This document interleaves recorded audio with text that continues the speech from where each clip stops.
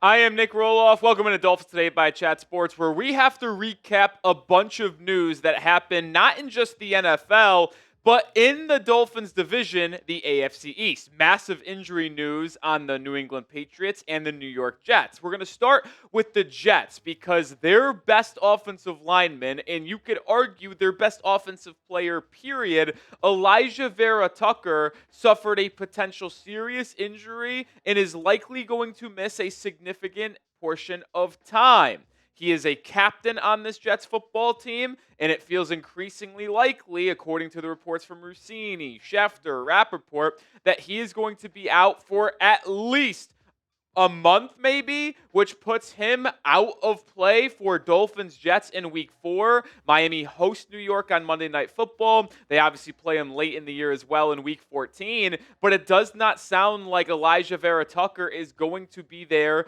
in Miami for that Week 4 game. And I don't want to say this is a good thing for Miami because you never want to say an injury is good, no matter if it is a division rival. But him not being there significantly tilts a lot of that game in Miami's favor. I mean, the Jets' offensive line, I would argue, is at best, average.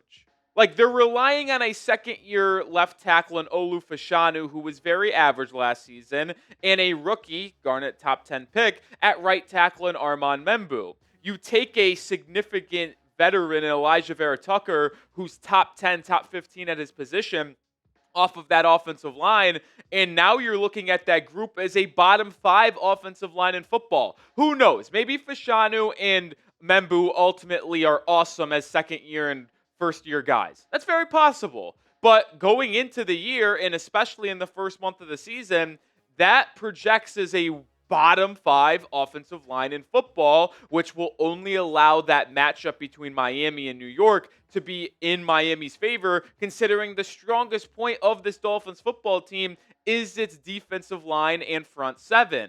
You just really look at what Vera-Tucker's importance is to that Jets O-line. Last season, according to Pro Football Focus, he graded out as a top 15 player at the guard position in almost every category. Overall grade, run blocking, pass blocking, and he was top 3 in hurries allowed and pressures allowed. Simply put, Alijah Vera-Tucker is as elite as it gets at the offensive guard position. And with Miami having such a strong focal point of their team in their pass rush, whether it's Sealer, Grant, Chop, Chubb, Phillips, Judon, they should be able to terrorize this New York Jets offensive line. And yes, Justin Fields is a mobile quarterback, and he can maybe offset some of that by being able to make some people miss in the backfield scrambling around. That game should be one where Miami's defense pins its hair back, gets after Fields relentlessly, and we see the Dolphins hold the Jets to under 17 points.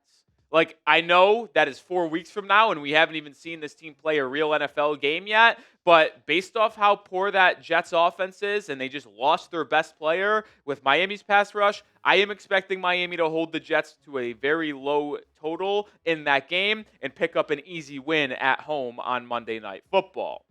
More to come here, but make sure you subscribe and make sure you turn on your notifications as we are putting out 2 videos every single day. We also go live multiple times a week, so don't miss that. And also, later today, Wednesday afternoon, first official injury report for the Week 1 game, as well as a Dolphins-Colts Week 1 preview. So turn your notifications on so when we drop that video later today, you don't miss it.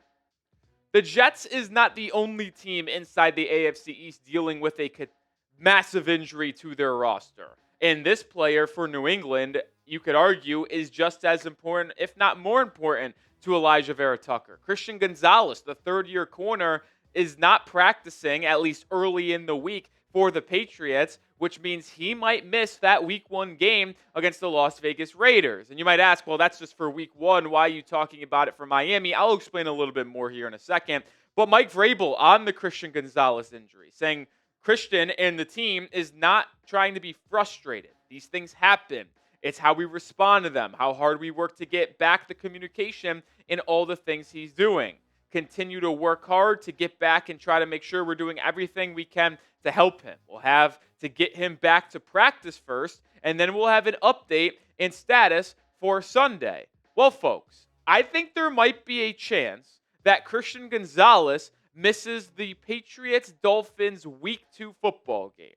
And you might ask yourself, why do I think that? He's been dealing with a hamstring injury. He's been out for already a month. Now, hamstring injuries can be tricky, but if he's not back for Week 1 against the Raiders, there is a legitimate chance he misses that Week 2 game against the against the Miami Dolphins. Before we talk more about this potential injury, how it impacts Miami, which team do you hate more? I know my guy Brian Aycock is going to be typing his NYJ for the Jets. He can't stand them. But I want to know, do you hate the Jets more or the Patriots more? Let me know your thoughts. The Patriots cornerback room is arguably the best in football. Like, I will say that as a unbiased viewer of the sport. When healthy, Gonzalez and Davis are absolutely elite. And then you have Marcus Jones, who's been a solid nickel corner for them over the past 3 years as well. So this is a strong point of their football team. But if you take Christian Gonzalez away from them, and now you just have to rely on Davis and Marcus Jones, that cornerback room goes from top 5 in football to probably down below mid-average. And with Miami's wide receiver core being so elite, deep, and dangerous, you could really start to project in Week 2 that Miami takes the top off of that Patriots defense. And I mentioned it. Christian Gonzalez got hurt, that hamstring injury, on July 28th. That's a full month. And if Gonzalez really did miss Week 2 against Miami, it would be massive for the Fins, considering he is, I'll say, I think he's the second best corner in football. I do. I think it's Patrick Surtain 1. I think it's Christian Gonzalez number 2. I really believe he is that elite that we saw last season. Now, kind of take a look at some of his stats and really just hammer home the point of how good he is. But first, this episode is brought to you by PrizePicks. You and I make decisions on the daily. Well, with PrizePicks, you could turn those decisions into some serious cash if you are correct.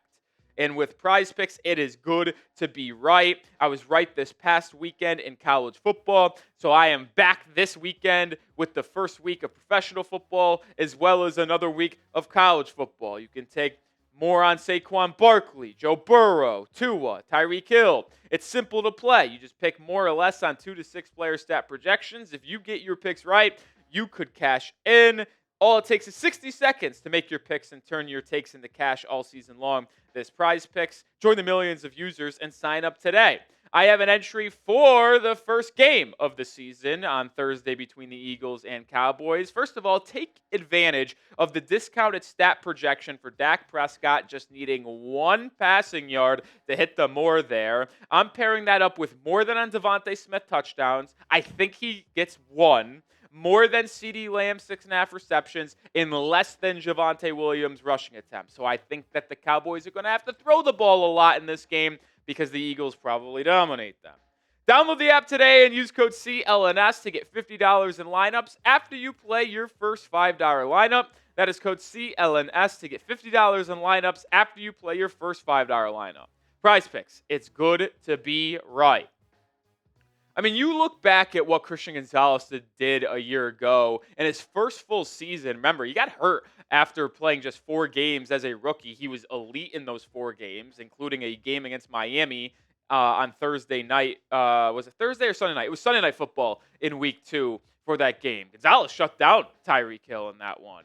And he showed the promise that he has as a rookie. And he backed it up with an unbelievable year in his second season. And I really do believe, and I know it's hard to admit this because they're our rival, he is the second best corner in football. It's either him or Derek Stingley behind Surtain. I give the edge slightly to Christian Gonzalez. But over the conclusion of this topic, it feels like every team in the AFC East has suffered just a major injury before the season has begun. We talk about Alijah Vera-Tucker for the Jets. Christian Gonzalez for the Patriots, potentially holding him out of some time. For Miami, Kader Kohu, our top nickel coming into camp, he is out for the season. You look at the Buffalo Bills. Their first-round pick, Maxwell Harrison, the corner from Kentucky, He started the year on IR. He's going to miss the first 4 weeks of the season. A player they project to start for them, opposite of Christian Benford and Teron Johnson. And the reason why I'm bringing this back into a conversation and how it impacts Miami is because their first month of the season is loaded with divisional opponents. This is not a common thing across the NFL, but the Dolphins play each of their division rivals in the first month of the year. They obviously start this Sunday against the Colts, but then they have 3 straight divisional games with 2 of them being at home. So the reason why we're talking so much about injuries on other teams is because these do impact Miami.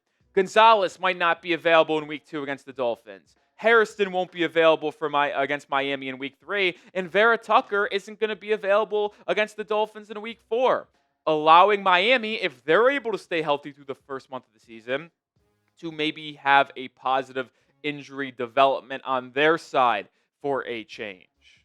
Going to stop the injury talk and look to some under-the-sun takeaways. The Dolphins dropped a behind-the-scenes look at their training camp and preseason yesterday on their YouTube channel. I widely recommend going to watch it. Just about 25 minutes long. I watched it last night after it was released. And I have 2 main takeaways that I wanted to share with everyone in case you didn't watch or just were curious about my thoughts on what we saw in that video. Number 1 is team chemistry. There is no doubt that the number 1 thing that was harped on in training camp, OTAs, minicamp, July, August, was the bonding and the chemistry of this team. For crying out loud, the episode's name was Bonded. That's all they harped on. And I don't think that's a bad thing. Based off what we have heard from reports, leaks, and other players, is that this locker room has been soft, they have been selfish, and they have not been together over the last 3 seasons under Mike McDaniel, which has probably been the reason the team has collapsed when things got hard in November and December in the first 2 years of under Mike McDaniel, where Miami obviously started out unbelievably hot in both September and October. And I will read the tea leaves here. Javon Holland, Jordan Poyer, and Jalen Ramsey. 3 starters on the Dolphins defense a year ago. They will not be missed, folks. And I am just coming to this conclusion on my own. No one said it. But if you read the tea leaves when it comes to Jordan Brooks, when it comes to Tua Tagovailoa, what they said, Zach Sealer, about how this team is more close than it was in years past. They have better leadership on offense and defense, holding each other accountable. The players that have departed from this Dolphins roster over the past, I'd say 2 years, I think will not be missed. Specifically, Jalen Ramsey. It feels that it is abundantly clear he was one of the players that was in it for himself, that was not showing up to meetings on time, and was not allowing himself to be held accountable. Jordan Poyer, for Christ's sake, goes and joins the Bills and immediately starts saying how he was, even in the rival locker room, keeping tabs on Buffalo last season. I mean, are you serious? And Javon Holland, I'm sorry, he's just a loser. I'm not sad about him leaving. I know he was really good for Miami in the first couple of years of his career, but I think he was Charmin ultra soft, and that's just my take.